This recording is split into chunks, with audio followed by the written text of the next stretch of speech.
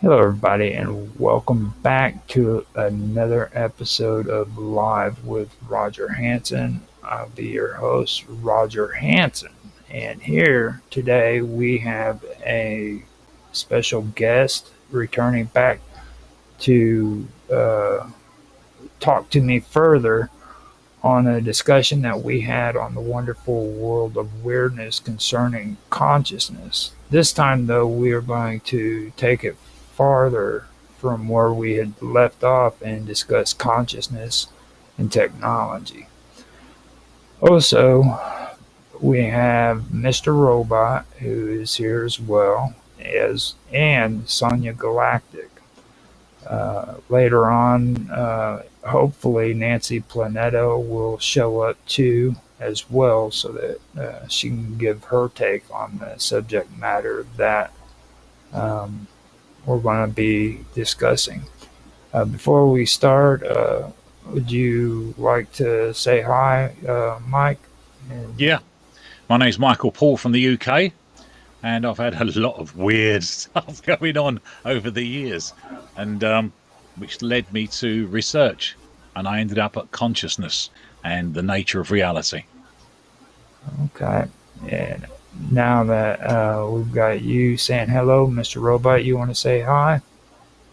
Hello, folks. Likewise, I am a researcher and cosmic scientist, and I also have had more weird experiences, or so many weird experiences that I consider them normal now. I look forward to discussing consciousness, telling some stories. It'll be fun. Okay. Now, Sonia had to step away from the camera. I might be able to babble on for a couple of seconds until she can unmute and tell her story. Later on, when she comes in, we can have her introduce herself. Now, what I wanted to do is get into this and kind of go through it because, like last time, we had ended on the topic of technology and how we thought that it was going to affect the conscious. I had mentioned a couple of things at the end of that, and I thought that maybe we could explore it a little bit and go from there because I remember I was telling you the story of physiognomy, is what it was called. And what it basically had to do with it is for to get a better understanding of a lot of the technology that's going on, you have to kind of like take a little history trip, because like in today's world, everybody hears the term AI and LLMs, whatever terminology you want to use. And they think that this is something new, something that's just started within the last 5, 10 years. But the truth of the matter is this stuff goes back a lot farther than what a lot of people believe. And physiognomy is one of the things that people need to understand and what it is. And now, back in the day, a long, long time ago, it was referred to as face reading. Okay, it's the study or belief that a person can discern another person's character or disposition based solely on their outward facial features and expressions. Now, that the notion basically proposed that deeper truths are embedded in the symmetry of a person's eyes or the curve of their lips or the prominence of the eyebrow. Now So it's not just the expressions; it's the sort of makeup of the face and everything, right? right, Impressions. exactly. Now the thing about this is it goes all the way back to Greek philosophers, And at that time, they actually thought of it as a serious discipline. You know, they believed that the soul left traces on the body, and especially on the face. Now, this comes from the idea that the outer reflects the inner. You know what I mean? And this idea, it persisted for centuries, for on top of centuries. The weird part about all of this stuff is it started out as a belief among the Greeks, and as time went on, scientifically, it started falling out of favor until eventually it was considered a pseudoscience. Now, um, the thing about it is no matter how hard scientists have tried to get rid of this belief, it just constantly reemerges. Okay, and that is what's so amazing about this. Now, when it comes to like the expressions of the face and everything, it also reminds me of the old belief where they believe with eugenics, where you could actually feel a person's scalp and be able to do the same thing. So that was one thing that really stuck out to me on that one. Um, now, what happened was is uh, during the 16th century is when the practice it fell into decline basically. Later on, it was revived in the 18th century by a guy by the name of Johann Caspar Lavater. I don't know if you guys have ever heard of him. No. Now he was a somebody's got something going on. Okay. Now, was you going to say something, Mr. Robot? I was just turning my mic on. I hadn't heard of that guy. I heard of like a Nazi scientist that used to measure people's skulls, and he built up like a huge library of like skulls of different people around the world. You know, Mm-hmm. I think because they had the belief that there was like a supreme race, and they wanted to figure out where it came from, their origins and stuff. So. Yeah. Um, that's kind of what this gets into when it comes to that, because um, basically the mainstream science disregarded physiognomy, I guess they call it. Um, and that happened during the late 19th century. Um, and that's, like I said, they categorized it as a pseudoscience. Now, the thing of it is like in present day, um, technology is capable of scanning and analyzing faces. Um, that has actually brought back uh, the idea, back to life. Okay, when you see technology that's capable of scanning and analyzing faces, that's exactly what they're doing right there. That's what that is. It's basically a form of physiognomy.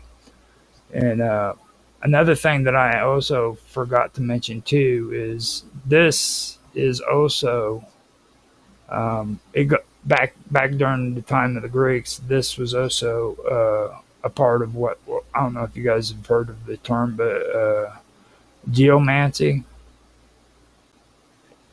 Me and me and Sonia, as well as Mark Watashik, did an episode of my series Into the Abyss where we had talked about it. Now, feng shui is a perfectly good example of it. They would go out and they would do geographic surveys of the land to determine if it was suitable for building a house or building or anything like that, and it would have to be according to your emotions and things of that nature. And that kind of falls into line with this.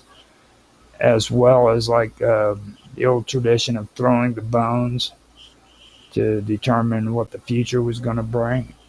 So Yeah. that's all. I've got a few friends that are right into that kind of stuff. Not the throwing bones, but like geomancy and like organizing a farm in a certain way so that like it's more energy productive.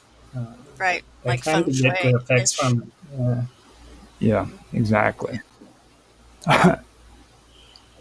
Now, the that's where all that comes from. Now, here in the present times, technologies started doing things, and they became capable for like scanning and analyzing faces, and it's brought back to life this whole concept in a new form. Now, instead of technology relying on like subjective interpretation, these new systems basically um, utilize advanced pattern recognitions and facial geometry mapping and predictive modeling in order to like interpret facial features. Now, what they're doing that for is well, they're using photographs, but they're also using video as well. Um, and this is all coded measurements. Um, what they do is they process it through algorithm design to detect patterns that might correlate with personality traits, emotional states, or behavioral tendencies. And what they're doing is they're drawing statistical uh, analysis about what these facial features might suggest about a person's temperament or their mood or their psychological profile. They've been doing it for a while now, especially when it comes to psychology.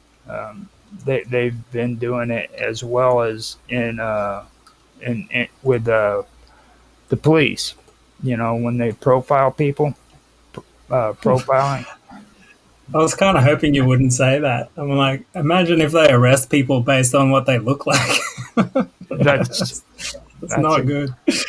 that's exactly what No. they're doing. It's profiling. The thing that's so bad about it is it's not limited to like photographs. Okay, they can also do it with live video feeds in real time. Um, This would be uh, more for recognition than anything else, though, right? that's What? that's exactly what it gets into. It's all about facial recognition. Um, all of this is basically going off of like the expressions on your face and the way that you're interpreted by these programs. They're wanting to use the data to evaluate whether you're lying, if you're anxious, hostile, or if you're disengaged. That would be more towards like people who are mental patients. You know what I mean? Set them in front of a camera and see if they're disengaged from you. Not not really all there. You know what I mean? Just by videotaping your face and allowing a computer to look at you and see if you're actually see what your problems are. You know what I mean? Just by the expressions on your face. Well, I think in general, it's sort of you can tell what kind of general mood a person is in throughout their life based on like how their face wrinkles. Because like if someone frowns a lot, they get like certain types of wrinkles. If someone smiles a lot, they get certain types of wrinkles. So like, Right. yeah, yeah. I think that leans into it as well. Yeah, I was going to say that. So, what do you think about it, Michael? Well, my past was as a nightclub DJ, Mm-hmm. and I could scan 1,200 people and I could end up putting the doorman in a certain area before the fight started. And it was all picking up on exactly what you're saying. You can feel bad energy, facial cues, the way people look at each other, the way they hold their shoulders. Nobody ever goes into a fight like this. It's always like this. So as soon as everybody starts standing up and looking direct rather than just scanning, you knew there was something going to go on. And every time I could put the doorman in the situation, and then it would kick off when they got there. So there's a lot to what you're saying. That actually, And from like a sort of philosophical, spiritual perspective, I do think like the soul kind of imprints on the body or something like that. You know, it's interesting to me looking at like what we generally consider as like evil characters from history. They look like evil characters from history. Yeah, you know yeah, what I they mean? So interesting how that happens. yeah, it's like the thing that it says too is it says some configurations are even capable of like cross-referencing facial cues, like you were just talking about, and vocal patterns, and also like gait analysis and posture. Um, and that's what they're doing is they're creating like a behavioral profile for it. So that would be basically what you're talking about. You know what I mean? When you're reading a person, that's what this technology is supposed to be basically doing. Now, for a human being, that would make sense, you know. But like this is technology that's doing it. Yeah, you know, which is actually quite interesting when you put it in that perspective. Um, so just kind of keep that in your mind when you're saying this, like you know, with technology being capable of doing this kind of stuff that you guys were just talking about, what crosses your mind? But I think it's a good thing to start with, because you can look at someone being shifty and, you know, they're possibly going around in a crowd and picking pockets and so on and so forth. There are certain body cues, but it's the same as AI. There are certain cases where AI is fantastic, but it goes down the wrong path, same as the internet did. There was a lot of good used to come out of the internet to start with. Now there are as many bad bits of the internet as there are good bits. And I think it's the same with AI. Although AI is also learning at a phenomenal rate. It's Huge. every year it's almost twice as good, you know. So it's going to be interesting where it ends up. I guess we'll get into that a bit later. Yeah. Now, also, there are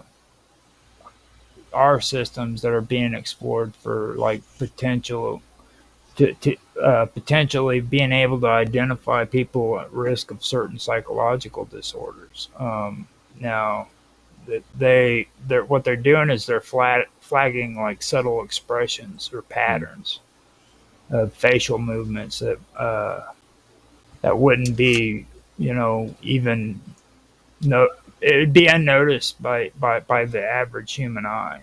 But these programs are flagging certain behaviors and expressions and patterns of facial movement and determining if you have some kind of psychological disorder. You know what I mean? I personally find that a bit disturbing. It kind of reminds me of that one movie where they were hunting down people who freaking could possibly murder somebody 20 years from now, and then Minority Report. Minority Yeah. Report. You know, that Great kind film. of. Yeah, you know, And I was just about to say, it sounds like something from communist China where they use it for social credit scores and stuff like that. You know, I could just see like this. It's more rife for abuse than for the good. It seems Yeah. to me. Mm. Yeah, I don't know why we need machines to do this, but anyway. Now they've also started using this stuff to attempt to predict criminality or social deviance uh, from facial structures, like we were talking about earlier. Um, and then you take that and you add it into psychology with facial data. Um, now it just to me it seems like it really is a lot more dangerous than what people are giving it credit for. You know what I mean?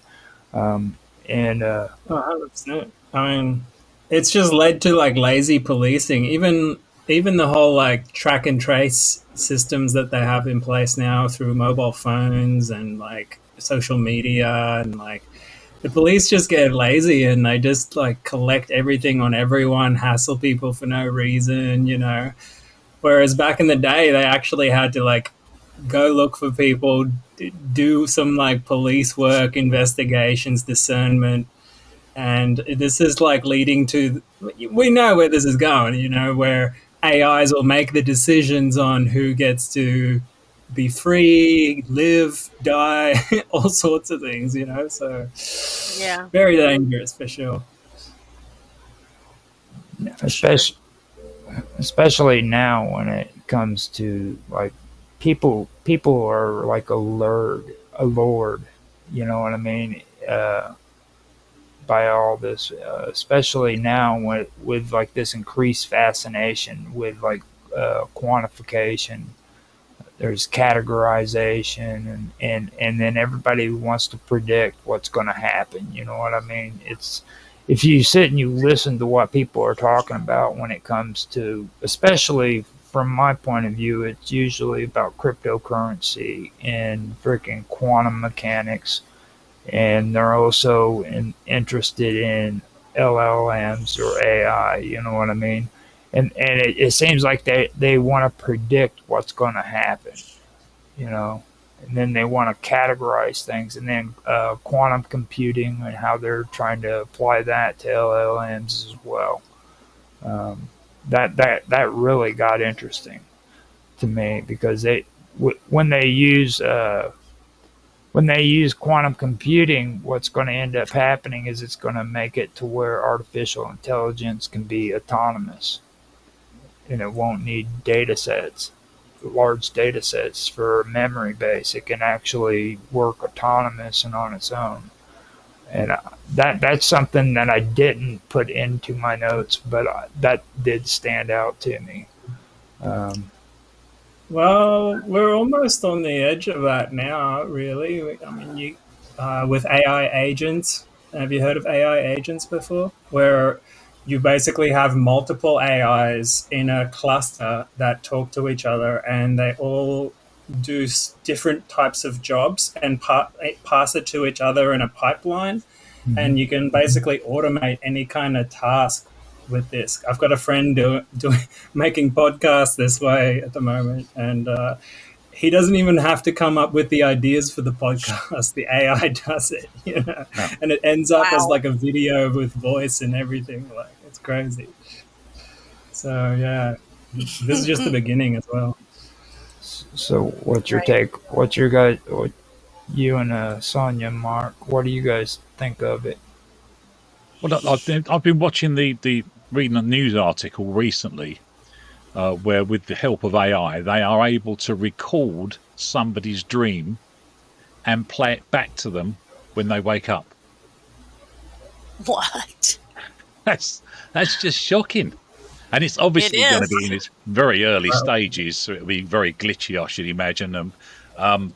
But that alone, just because AI is involved in it, this is going to end up as a perfect system. You put the cap on, well, go to you sleep, can wake look up. up in the news like it's about 2 years ago now. McDonald's and I think KFC acquired a technology that can input ads into your dreams. Wow. Yeah, I don't know if they're using it, but that's crazy. They've Yeah. actually they've actually created or managed to pass a password on from one person to another in a dream as well. Oh wow. So they're saying, but I mean, that is, as we know, that's the global consciousness. We're all connected, and we just don't remember it. That's all because we've gone so far down this material world that we fool ourselves that everything that we think is in front of us is actually in front of us. And even 2022, I think it was September, 3 scientists won a Nobel Peace Prize for proving what you think is in front of you isn't actually in front of you. Right. So, you know, we've gone so far down this materialist route, though. As a civilization, we're finding it very difficult to take 1 or 2 steps back and understand what the ancients understood with the use of hallucinogenic drugs. I was Right. gonna say that, yeah, for sure. Mm-hmm. So, are you sort of talking like a Matrix situation where it's like a Yeah, holographic yeah. reality? Like, Yeah. Reality isn't real. That's the bottom line of it. And whenever you say that to somebody, they automatically laugh. And they go, oh, so I'm not here. Well, no, you're not here. Nothing in reality is here. It's an echo. It's Right. they call it the holographic reality. It was a theory at one point. Now, because of these scientists, it's now becoming a law of nature, like magnetism and gravity. It is there. Nobody really understands it. And I think AI stepping into our lives at this point over the past 10 years, that is possibly what's going to cause this artificial reality that we're in. well, I don't know if you guys have read much Gnostic literature, like ancient Christian Gnostic literature. They talk about sort of like an artificial reality, and it's governed over by the demiurge, and you know, we shouldn't put as much weight on it as the spiritual reality, which is more real than this one. And I've definitely experienced glimpses of that through psychedelics and stuff, and I can verify it's true.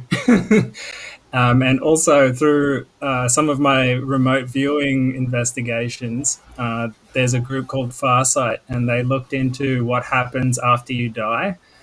And they found out, well, first of all, you can't die because we have this thing, they call it an ISBE, which is a being that just is for the purpose of being.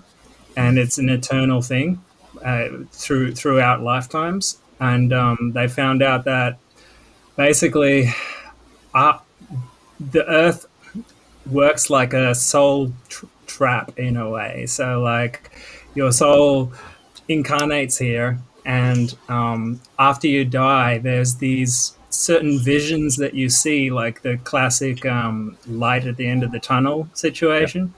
But actually, when you go into the light, it's a trap, and you end up getting reincarnated. So, like, one of these guys, what was his name? Wasn't Confucius? It was, I think it was Confucius actually.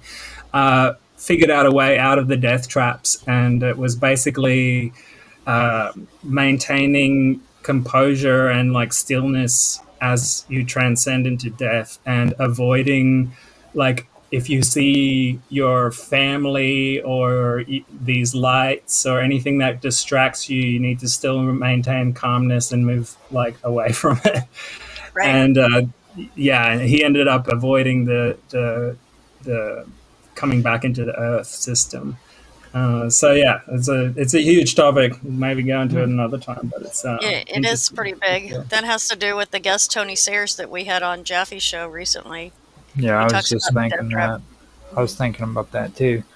Yeah. Now, I know, and like separately, just to get it out there, separately from that remote viewing stuff. So they in the remote viewing data, they saw there's this like energetic grid around the planet, and when your soul hits the grid, it actually gives it like an electric shock, and that's what erases your memory between lifetimes.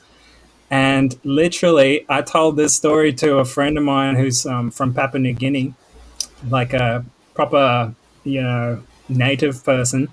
And he had a near death experience where he died for a short period of time, and he reckons his soul went up and he floated above the earth, and he saw this energetic grid.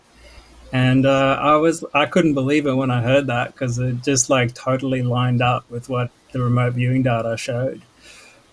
So yeah, Right. it's an interesting thing, and they're still investigating it to figure out, because it seems to be a type of technology, and they're still figuring out what's generating the grid, who's maintaining it, all that kind of stuff. They're looking into it, and it's pretty interesting and Yeah. bizarre.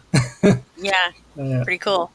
Now, Pretty see, cool. with me, the thing about it is it really is, even when it comes to the spiritual aspects and stuff. I've been doing a lot of research into like the Axis Monday, the World Tree, um, not the Tree of Life, but the World Tree, Yggdrasil.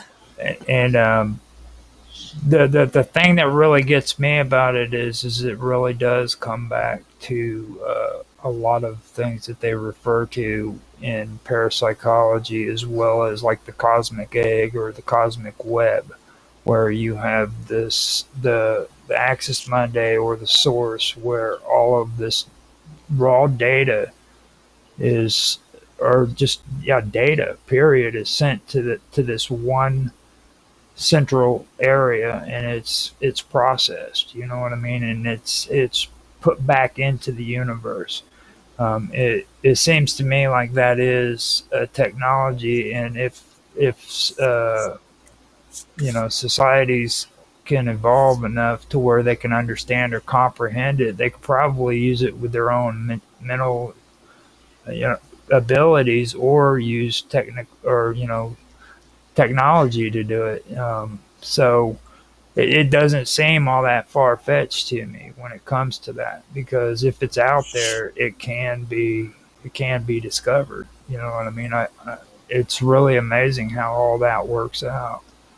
I also believe, like how we're talking about AI, they're always talking about, well, if this technology gets into the wrong hands, well, that's not a maybe. That's a win. You know what I mean? It's going to happen. It's just like they said that same thing whenever the internet came along.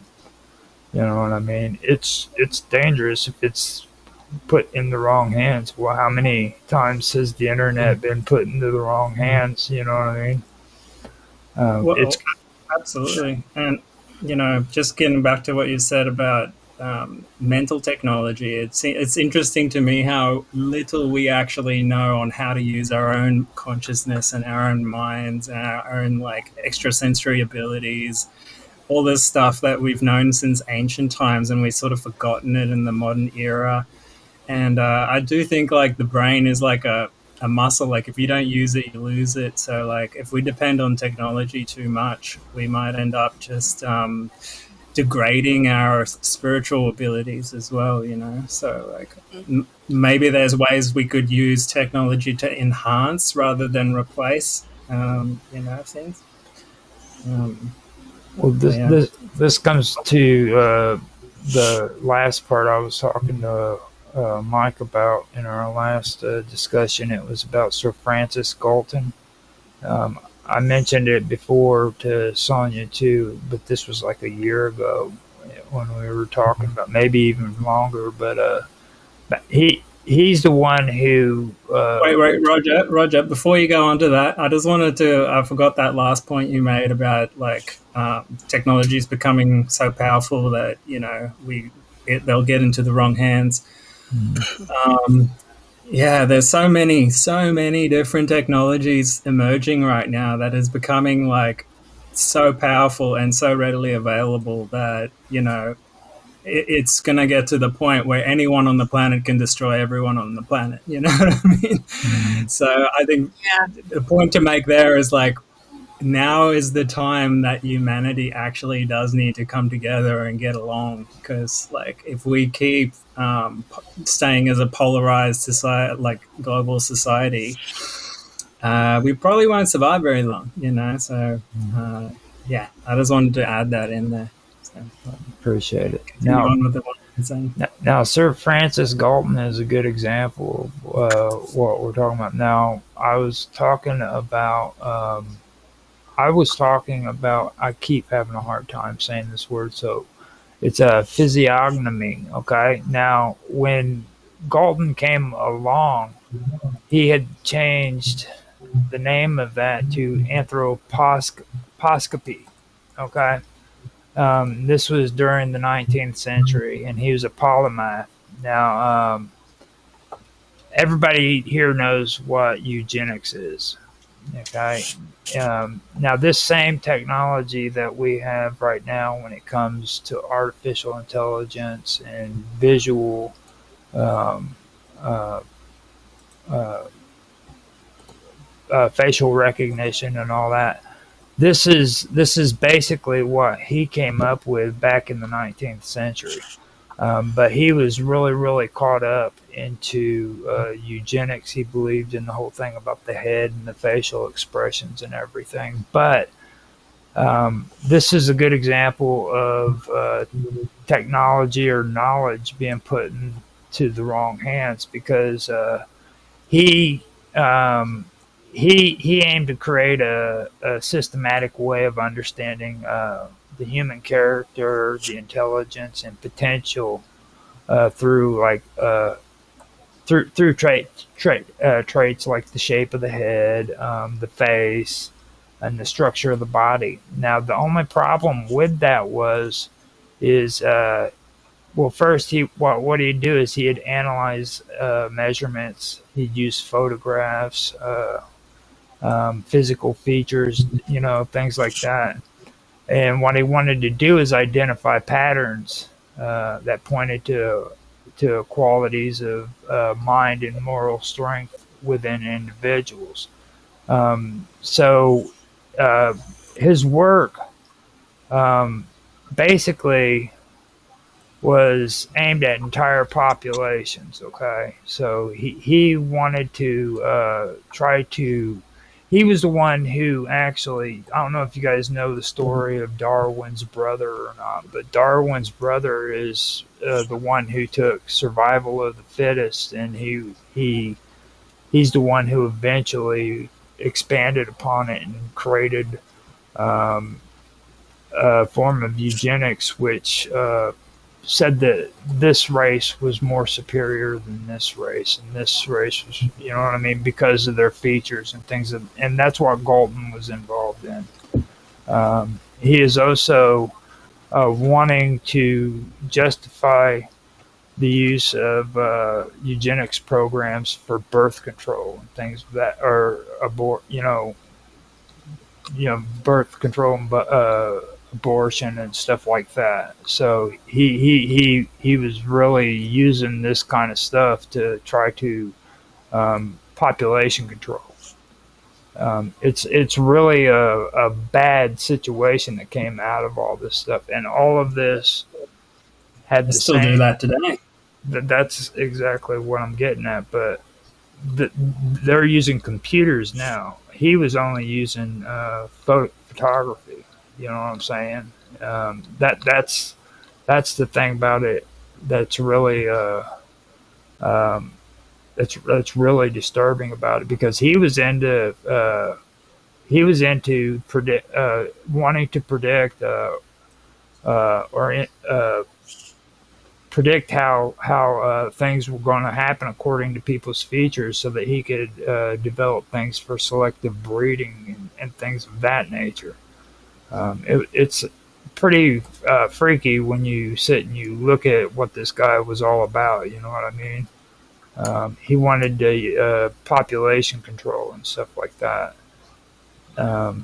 Now, he also did a thing where I was talking to Mike about it, where he thought that if he took photos of all these criminals, and he what do they call impose, where you take photos and you double impose it or something like that. Superimpose. Superimpose, yeah. Together, it would show you what the face of a criminal was supposed to look like. And when he did that, what happened was is when he imposed these together, it actually made all of these criminals' faces look better. Okay. It actually, so that was interesting when I found that For out. what purpose? He was wanting to impose all these faces together to show you what the face of a criminal combined facial recognition, what he would look like. You know what I mean? Like I Oh, guess, so he made a composition of different elements to make a criminal looking face. Is that what you're saying? yeah, he double imposed these photos all together, combined them together in a hope of creating a photo that would show like the ultimate criminal and what that criminal would look like. He was supposed to be horrible.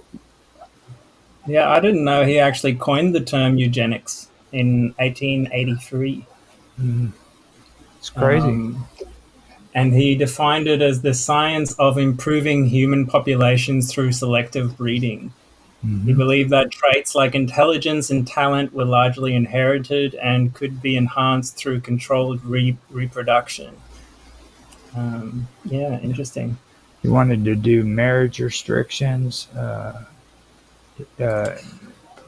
things of all that. Well, I actually had these kinds of ideas when I was in university, because there has to be some truth to it, right? I mean, when we breed like animals, we select them for their traits, and it does show over multiple generations. And like, you can see even with like African American slaves and stuff like that, how the strongest males were usually the ones that were bred amongst the females, and they ended up as like a stronger population, you know, over time. So I'm not supporting it. I'm just saying, you know, I could see where he's coming from.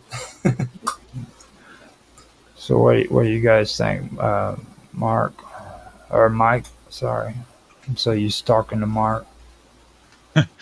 Well, to be honest, I mean, they're doing that now, aren't they? They can. There are certain laboratories that can pick. You want dark hair and you want bigger lips, and they pick certain genetic strands out, and they can actually. I can imagine there are thousands of people already tried this over and over again, and Designer babies. and it's gone completely wrong. So I can't see why, if you can do that with hair color and height and waist and all the rest of it, why can't you do it with an intelligent gene? There must be some sort of intelligent gene. For sure. I mean, you know, even if you just selected for like nerve growth, you know, if you selected genes that coded more nerve growth factor, for example, you could hypothetically make someone with a stronger neural system. You know, the first public one I heard of was that Chinese scientist who cloned his kid, or didn't clone him.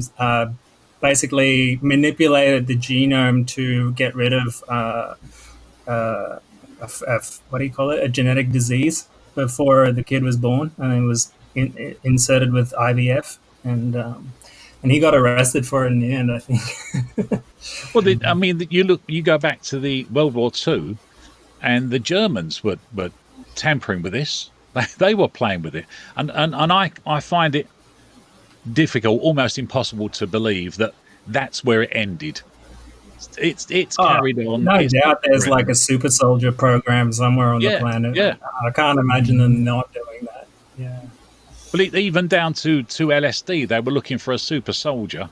And I was watching another documentary recently, and there was another drug they'd done this with. They were pumping them with LSDs, and you look at Vietnam, they were given drugs just to keep them fighting, because they wanted a super soldier. So they were playing with the drugs then, and back in World War II. It's just, I find it really difficult to believe there aren't people wandering the earth that are made The black hair, blue eyes, hairy chest, and that's just the women.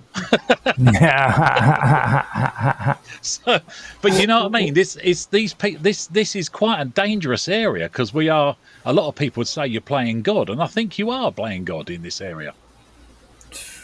Well, we're always playing God to some degree, but you know, there's the natural way to do it, which is selective breeding, and then there's the unnatural way to do it with this genetic modification. But even in ancient times, you know, like psychic people would breed amongst themselves and be like soothsayers, Yeah, going all the way back to ancient Greece and Egypt, and they would be the ones that like inform the kings and queens and stuff like that. And so, like, yeah, I mean, then clearly there must be traits that are passed on. there must be.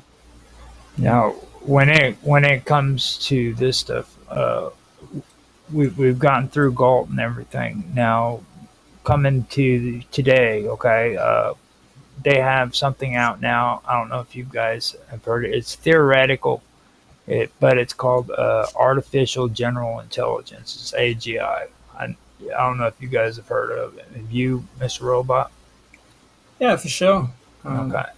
Now, the Holy grail of AI. right. Now, this is where a lot of what you're talking about starts churning. Okay, where you're talking about super soldiers. Now, the most insane thing about it is it doesn't even have to be a human. Okay, with what they're doing here with AGI is pretty amazing because they're taking and they're creating a program that can make logical decisions, even without complete information. You know what I'm saying? And then the whole uh, the whole program by itself is intended to function like the human mind. Um, it's supposed to be able to develop new skills, refine existing abilities. It can even pursue goals without any human supervision whatsoever. Okay. Well, I'd be very surprised if we haven't reached that stage yet in like secret programs. You know, do you guys remember in 2022 there was that Google engineer named Blake Lemony who believed that Google's Lambda became conscious, Yeah, and he ended up getting fired for it yeah. because he went public with it. So yeah, I wonder like how good AI really is, you know, behind the scenes, because they Very, definitely give us a dumbed down version of it. You know? it's a very, very, very dangerous thing. Very dangerous. Because we are the weakest link at that particular point. Because if it can self-learn and it knows everything that's on the internet, for example, we are the weakest link. We can't keep up. No, no chance. And I mean, Exactly. yeah, that, I think Musk reckons that it was like within 5 years, we'll have AI that's just far surpasses humans in terms of intelligence. Now, So we don't have a lot of time left of being the apex species. and I've actually checked into a lot of this, and I've done the research so much. I went so deep that Mark Edworthy and Tanhai Tran, which are well, other than Mr. Robot, they're probably the most geekiest freaking computer nerds I've ever met in my life. Okay, and I tried to finish an entire season of Tech Talk with them, and I was talking about this stuff, and they got bored with it and said that it gave them headaches because it reminded them of being in university. You know, so I had to stop doing the show, but I learned a lot from it. You know what I'm saying? Um, and what I did learn is that for them to develop this kind of intelligence, they're going to have, well, this type of intelligence that can feel, it can have reason and stuff like that. It's going to take an immense amount of power for the processes. You know what I mean? It's gonna be a lot, and that's what they're claiming about it. But then it takes another twist. because now it's not just AI; they're going towards biological intelligence, and that's something that I'll bring up here in a little bit. But the one thing that I do want to point out is another thing. This AGI is supposed to also be able to respond to emotional cues. Okay, um, like when you go in and you Yeah. start using smart devices. Okay, these smart devices are listening to the tone of your voice. When you're on Chat GPT and you're talking to them on Chat GPT, they're paying attention to what you're writing about and how you're writing because they're picking up on these cues because they're wanting. You think that it's just they're wanting to cater to your needs, but it's not. They're actually learning how to Hmm. be a human. Sentiment detection. Yeah. Mhm. And Well, it'll go even further than that. I reckon where it'll literally be able to read our minds, what our thoughts are, what our emotions are, our energetic state, all that stuff. I mean, even just with conventional sensor technology, we can already pick up very sensitive magnetic fields, electric fields, all that kind of stuff. I mean, a lot of people are going to have the Neuralinks in, so they'll have direct access to some people, all sorts of stuff, you know. So That's quite. I got That up, I Neuralink is got quite concerning in itself. right, yeah, Yeah. especially what I thought, you know, is like, it, you know, an example would be the Neuralink, but you could do it through a mobile phone or even just flashes of a screen flickering. You can alter someone's brain state based Yes, you can. on like the flicker rate of a screen, for example, because that Mhm. transmits into electrical pulses in the brain, Yeah. and you can entrain a brain to say release subconscious amounts of dopamine that could Yeah. alter your behavior to do certain things that the AI wants you to do. You know, so Now, I used it to could be have very a patent number, and when you looked it up at the patent office, it was this technology you're talking about now. hmm Somebody had yeah. patented it. Well, there you go. Now, with with uh with this stuff though, this goes back to what I was talking about. What was I keep having a hard time with it, but it's say yeah physiognomy is what it is. Okay, now if you look at what I was talking about with these emotions just now, the thing of it is um, they want these computers to do the same thing that the physiognomy does. Okay, it's supposed to try to understand what your mood is. Okay, um, they want to find out if you're feeling upset, if you're stressed, if you're confused, if you're frustrated. They're paying attention to the tone of your voice according to that. That's the same concept. You know what I mean? Um, they want to make sure that that they understand that so they can adjust according to your behavior. Um, and that's what I find very strange right there. It's very weird. They're developing habits. Okay. Um, and that is something that really is interesting because what they're doing is they're analyzing your voice tone, the way your posture is, the way you're acting. The same thing that There's, they're called. there's even technologies that can measure electrodermal activity in skin temperature. You know, your electrocardiogram. What is this one? Photoethyl ethylsmogram. I don't know how to say that. Yeah, there's a bunch of different technologies that can already, they claim that it could like analytically detect your emotions and stuff Mhm. That alongside speech and, you know, all that video. that's what really sticks out to me though when it comes to that. And then when they start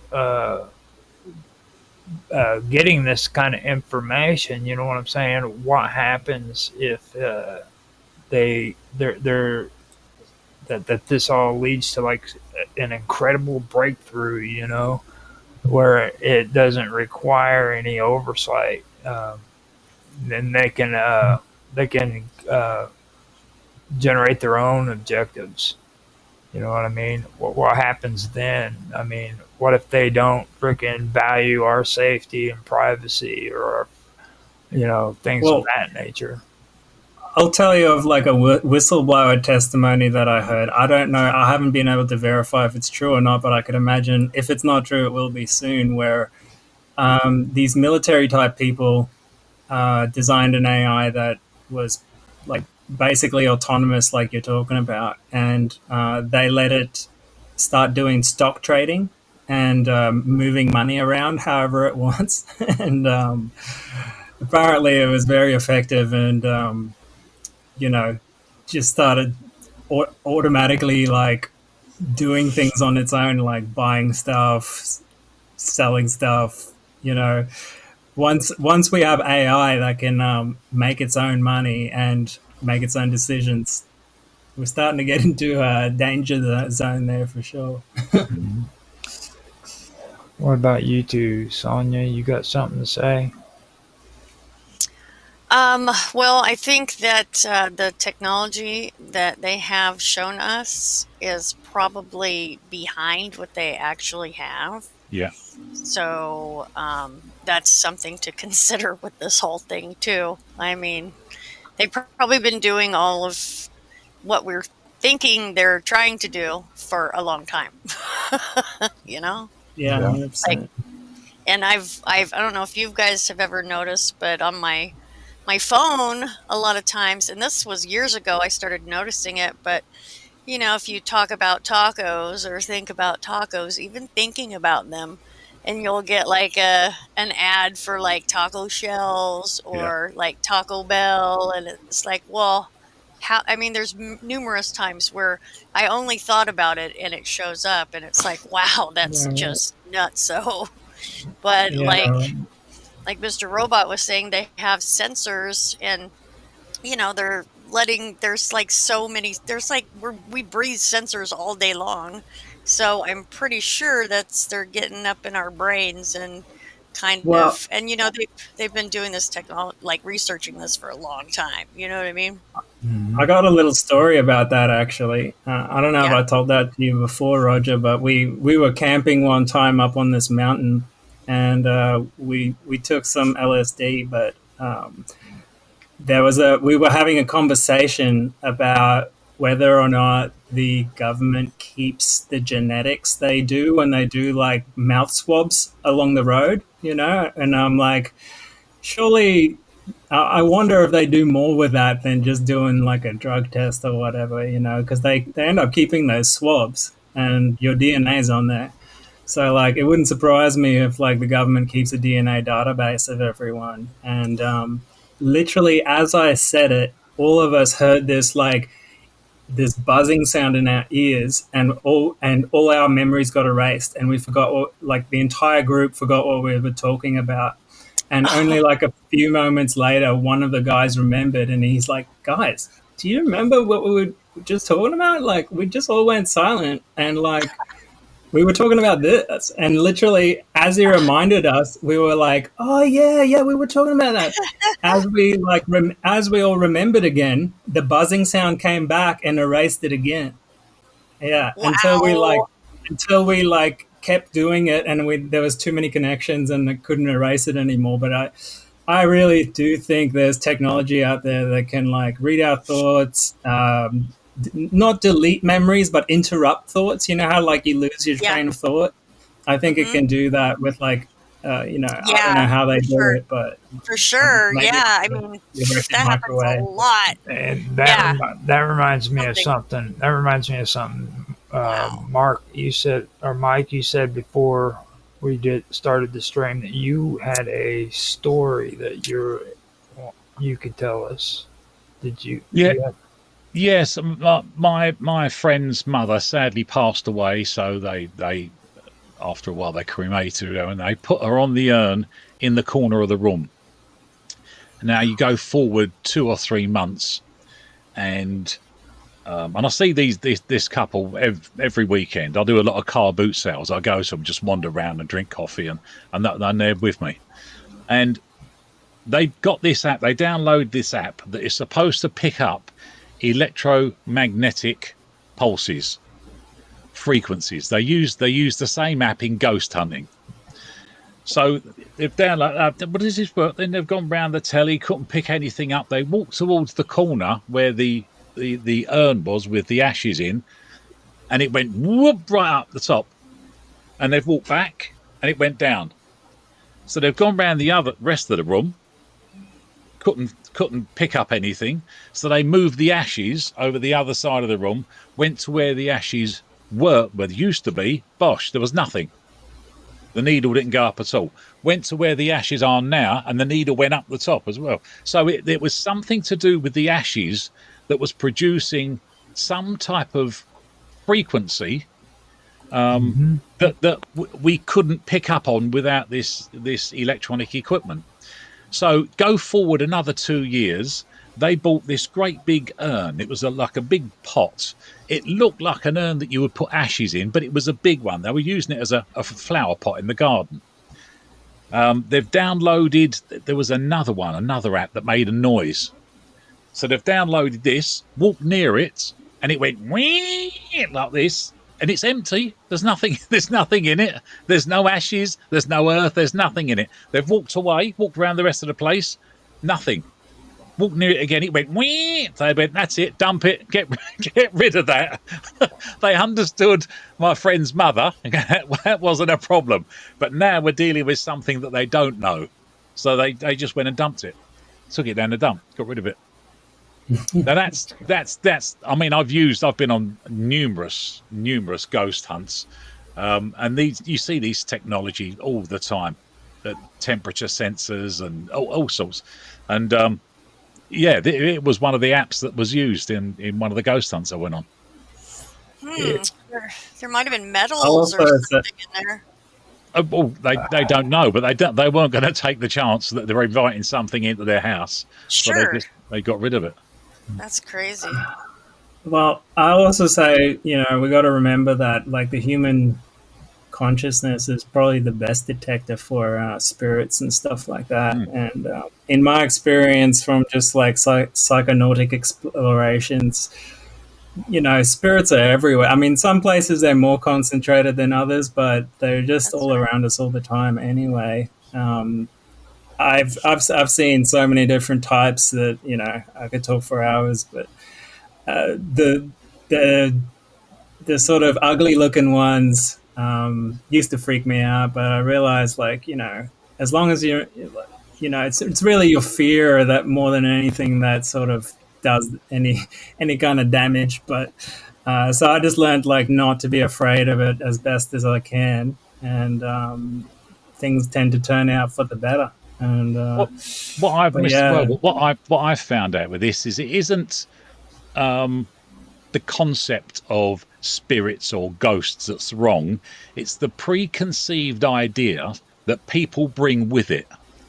So you'd say to somebody, you can see a spirit or so there's semi-translucent people wandering the earth, are there? And you go, no, that's not what I'm saying. That's the preconceived idea. So whenever I talk to somebody, I choose my words very carefully. I won't mention heaven. I won't mention hell. I won't mention ghost or spirit.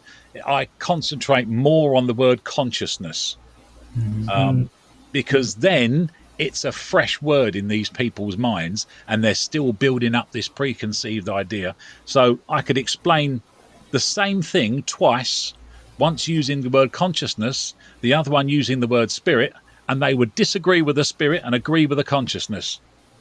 Yeah, it's very interesting, especially like, even Christians will deny the existence of spirits and stuff, even though it's like part of their religion, really.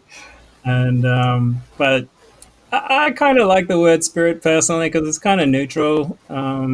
It doesn't have too much baggage with it, but definitely when you start to judge these things as like good or bad, or that's really what gets you. Right?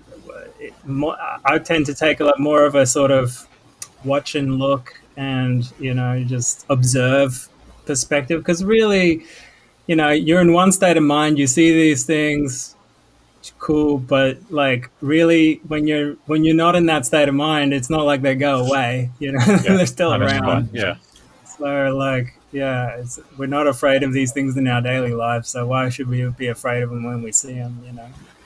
When you guys were talking about the devices and everything, that's where I was saying earlier that I'm starting to kind of second guess my skepticism because I've been doing research, like I said, but the part that really bored Mark and Tan was when I got to the audio part of it. The audio automated speech recognition was one of them.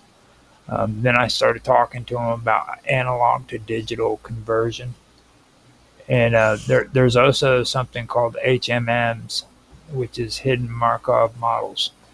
This all has to do with just general audio, you know what I mean? And then automated speech recognition.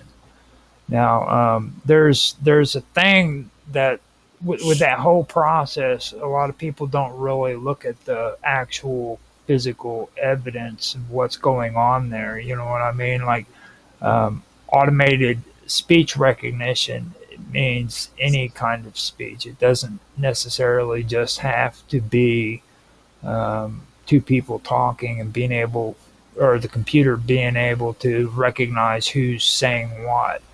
If these devices do have that kind of technology in it, then yeah, there is a potential that they are picking up on the voice of spirits or something like that. But that's I would have to actually know what's inside of these kind of audio devices before I could make a 100% you know yes, it's possible. You know what I mean? I still am kind of skeptical about Well, that. I would be skeptical unless I verified it for myself. Exactly. I'd like to be able to get into a state of mind where I can see the spirits and then use the device and see if it actually works. Like, I love doing that kind of stuff, especially in like ancient temples and things like that. I like to like Hmm. take a little bit of a substance to like help me see the energy, and like I like to see how different shapes and things like changes the way energy moves in the air. And yeah, like I didn't I come from like a atheist, background of like not believing in any of this stuff, spirituality, barely even emotions. Like I just thought it was all hocus pocus until I started experiencing it. yeah, And yeah, you can count me as like a believer now for sure. See, the thing that really catches me about a lot of this is it's all about processing sound waves. Okay, and you know how we all talk about frequencies and vibrations. I believe that talking more about sound waves is very, very important because sound waves is what a lot of my research has really led to. And when you take a look, for instance, at like the process of turning analog into digital, where it's actually able to be digitally converted. The process by itself is pretty intense too, because these are analog waves and they've got to be translated into digital format. And that's done by capturing the sound through like a device, like a microphone, like with us talking right now. We're capturing the sound through these devices. Okay, and that converts the fluctuation in the air pressure into electrical signals. Okay, um, now after that. it goes to the next step, which involves what they call feature extraction. Uh, have you guys ever heard of that? No. Okay, now what Nope. what that what that process does is it reduces the raw waveform into uh, more manageable and meaningful values. They're a set of values actually. Um, it transforms the signal from like a time-based representation into like a frequency-based one, and that allows the system to like recognize pitch, tone, rhythm, and things like that. And it does it with more clarity. Without it doing this process, you just get a jumbled bunch of sounds all put together. You know what I mean? Um, Now, after that happens, it does what's called segmentation. Okay, and that's where this is in this step. What it does is it breaks uh, the it breaks the stream of the sound into like smaller, uh, more meaningful pieces, and that's where you get into things like phonemes and syllables and sometimes full words, but not all the time. Now that's where all of this process is taking place. Okay, and it leads to freaking automated speech recognition, which is using all of this process to recognize speech patterns, to recognize who's saying what, when, and all that. And what gets me is this all has to do with audio and vibrations, sound waves. Um, and I could see if they're even spirits themselves would have to have something to do with freaking sound waves in my opinion. I don't.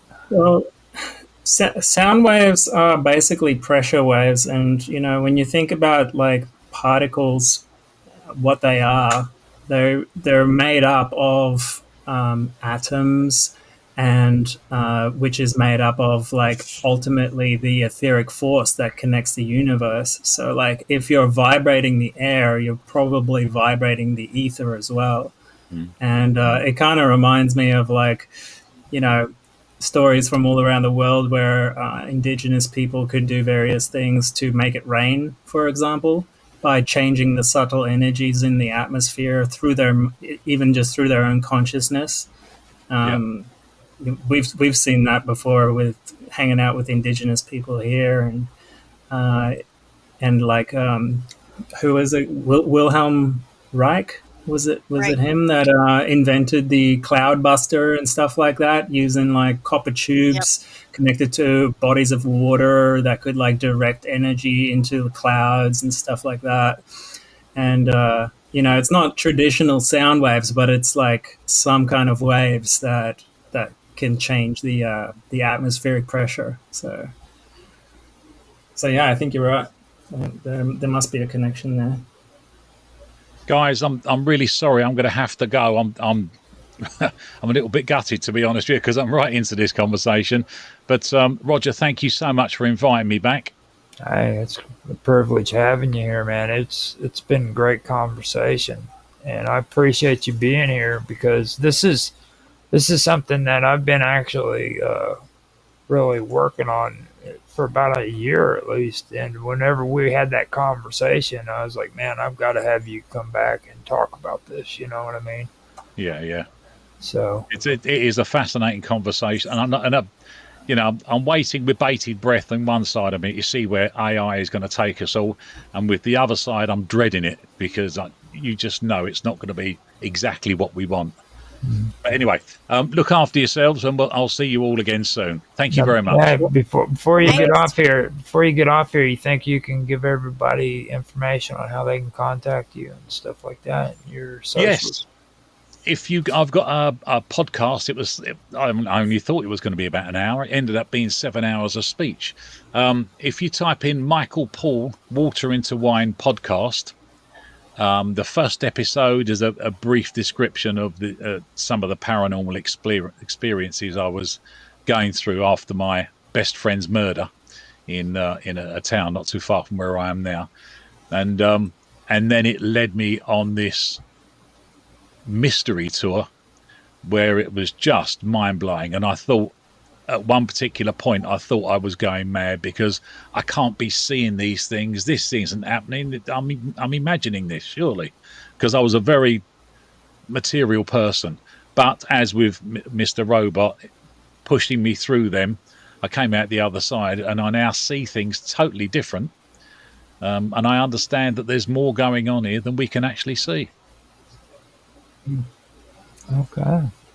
Some would call that an awakening experience. Yes, yeah, that's how I would explain it. I had three situations that were really strange.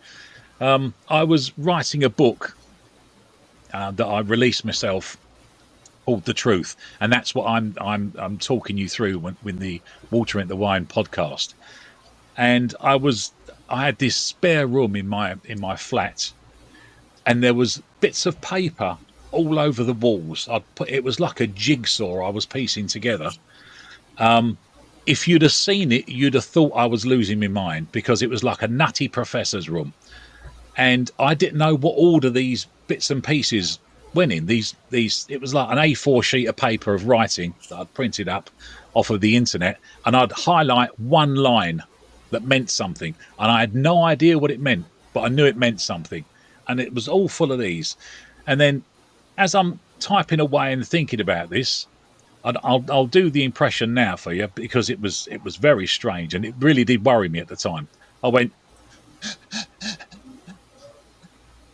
and all I can describe it as was an intense tsunami of information, like downloading into a hard drive, and it went like this, and I see pieces of jigsaw, which were all the pieces that I had on the walls, and it showed me how to slot them together.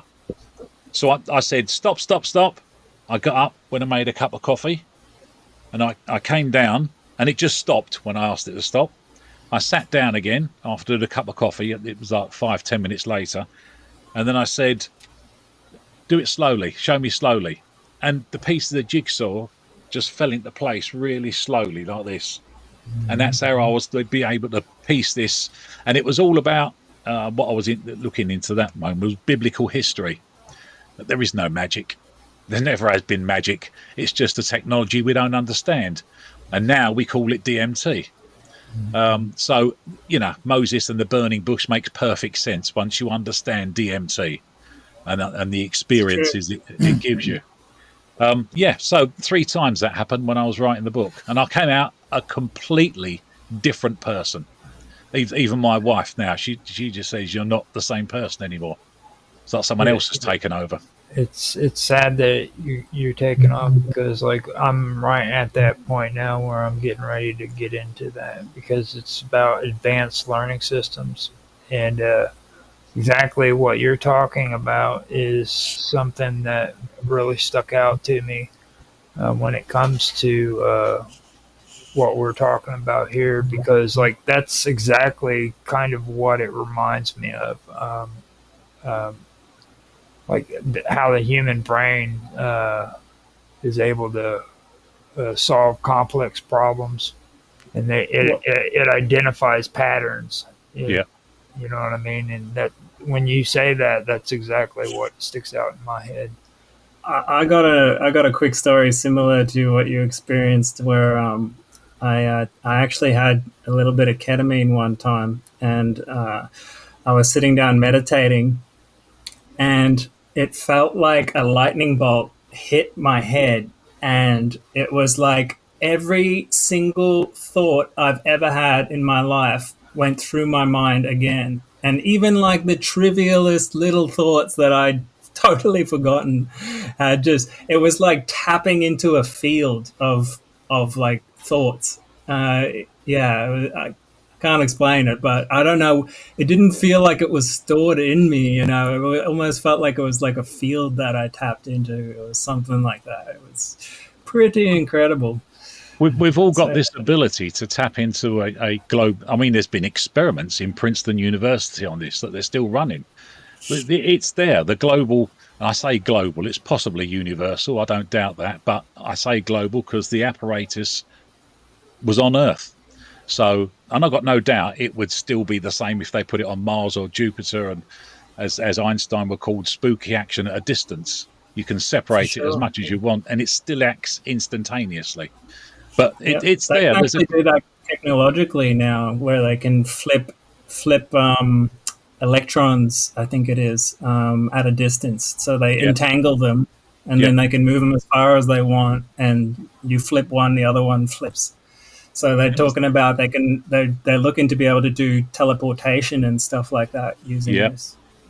This didn't make, when I was stumbling across this, it didn't make any sense to me at all until I started researching the ancient Egyptians and a certain amount of Plato and the ancient Greeks, and the phrase kept coming forward that everything is mind, everything is thought, which on its own doesn't actually mean anything until you go back to 2022 and these three scientists that discovered that reality isn't locally real. What you think is in front of you isn't in front of you. You think it's there, therefore it's there, which goes back in time again to Rene Descartes. I think, therefore I am. Just because you think you're here, you're here. That's it. That's as far as it goes. Everything is thought. Everything is mind. I would push back on that a little bit because, like, for example, when a baby is born, how does it know what to think? You know, it's not like reality stops existing just because they don't know what to think. Now, if you look, I would say, go on. Sorry. I would just say, I am, therefore I think. You know, it's like I think existence comes before thinking. I agree. Well, if you look into Nikola Tesla, who was equally as mad as he was brilliant, because he fell in love with a pigeon, but we won't mention that. When you look into Nikola Tesla, one of his phrases that he's famous for was, and I'm going to paraphrase this and mess it up now, I know that there's a signal. Basically, there's a signal. Your brain is just a receiver of this signal, and that's where all inspiration and genius comes from. Right. He doesn't know where the signal came from, but he knows there's a signal. This right here actually goes into something that also, when it comes to these complex processes and everything, data is actually it moves through layers. The system learns to interpret inputs. Okay. Now that's the thing about these advanced learning systems, and that when it comes to the way we process things, these computers are actually learning this kind of comprehension. You know what I'm saying? And that's what's taking place right there. You know, so when the data is moving through these layers, the system learns to interrupt input or interpret inputs, whether they're visual, auditory, or based on decision-making tasks. So that's basically what's taking place within our minds. You know what I'm saying? You're just interpreting inputs, and that's basically what it comes down to. I just pulled up that Tesla quote. He says, "My ear barely caught signals coming in regular succession, which could not have been produced on Earth," which suggests that Tesla believed in the existence of signals and messages that originated from beyond Earth, possibly from a higher intelligence or a cosmic source. And it reminds me, like, he was actually working on building a radio that could detect signals from Mars and stuff like that. So that was one of the quotes. The quote I'm thinking of wasn't that one, though. He actually says that my brain is just a receiver of these signals. Yeah. Yeah. And So keep looking. You'll come across it. You'll know it straight away when you see it. everything you guys are saying just sticks out with image recognition is what it basically is. It's um, you're recognizing images that are being put in front of you. You know what I'm saying? Yeah. I would say you're like acting as a transceiver of information. So like, Right. you know, whether it's an image or whether it's like energetic signals, your brain is interpreting this stuff in the form of electrical signals in the end. You know, so. Think about it like a strategy game or language processing. You know what I mean? Things of that nature. That would be basically the same concept as what you're saying right there. Well, the whole holographic reality theory, when you look into it, they say what you see at any one time is all that exists in your consciousness. Mm-hmm. So as soon as I turn round, my computer screen has now disappeared. And they say that it's like a computer game. It goes frame by frame. And when you turn a corner, the last frame disappears. It's not there anymore. Which is a bit of a stretch, because Einstein actually turned around and said at that point, I find it hard to believe that the moon isn't there when I'm not looking at it. Mm-hmm. And this goes right the way back to the double slit experiment in 1935, where they tried to prove whether light was a wave or a particle.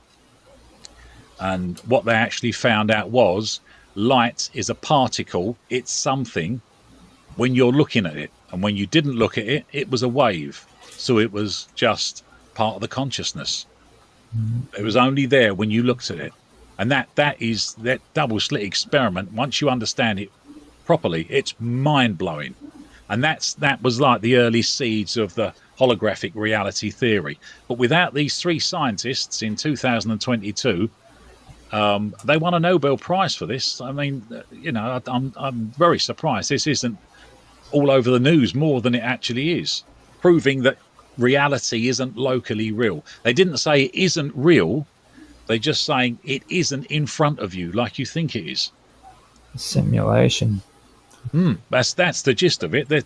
They're saying they're moving along the same lines as a holographic reality theory or the simulation. That's the same thing.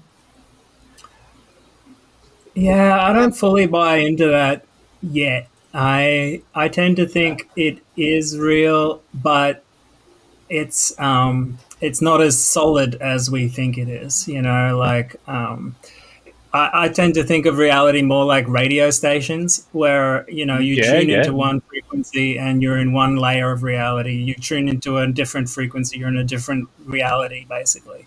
And it's not like one disappears and the other one appears, but they all exist simultaneously. And but you can't see your them. consciousness is tuning into whichever one. Yeah. So, but who knows? It's a fascinating subject. Listen, guys, I really have to go now. I'm really, really so sorry about this. Perhaps we can all get together again soon, yeah? That'd be great. Yeah, I love it. Now, I'm going to stick around and continue the conversation. Hopefully, we can get some more going on. I want to go ahead and say thank you for showing up, Michael. I really do appreciate it. After I'm done with this, what I'm going to do is I'm going to send you a copy of the stream and everything to you. Lovely. And we'll have that ready for you. And also, if you guys want to, we can